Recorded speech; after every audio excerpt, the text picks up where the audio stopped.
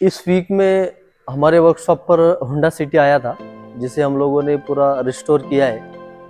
हम लोगों ने इसे रस्टेड कार था इसे हम लोगों ने पूरा रस्टेड जो है वो निकाल कर उसका पैचिंग वर्क भी किया है और पूरा कार डेंटिंग, पेंटिंग, रिस्टोरेशन हम लोगों ने इस कार को किया है। इस वीक में हम लोगों ने ये प्रोजेक्ट पूरा कंप्लीट किया है। बहुत ही चैलेंजिंग वर्क था।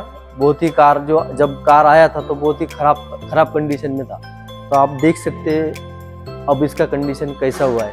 बहुत ही मस्त हुआ है ये कार, जिसे हम लोग देखने के बाद में आपको पता चलेगा। स्टार्ट टू एंड हम लोग इस कार का वीडियो आपको दिखाने वाले हैं।